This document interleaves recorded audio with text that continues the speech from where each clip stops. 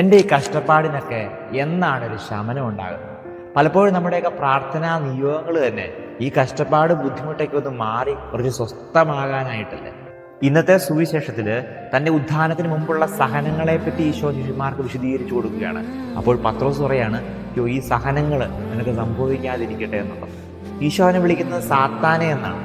കാരണം ദൈവത്തിൻ്റെ പദ്ധതിക്ക് നീ തടസ്സം നിൽക്കുന്നു എന്നുള്ളതാണ്. ചില സഹനങ്ങളൊക്കെ ദൈവത്തിൻ്റെ പദ്ധതിയുടെ ഭാഗമാണ്. കരഞ്ഞു തീർത്ത നിന്റെ രാത്രികളൊക്കെ ഇല്ലേ, എന്തിനാണ് ഇപ്പോൾ ഈ സഹനം, എന്തിനാണ് എന്നെ ഇങ്ങനെ കഷ്ടപ്പെടുത്തുന്നത് എന്നൊക്കെ നീ ചോദിച്ചിട്ടില്ലേ? നീ ഓർക്കണം, ദൈവത്തിൻ്റെ പദ്ധതിയുടെ ഭാഗമാണിത്.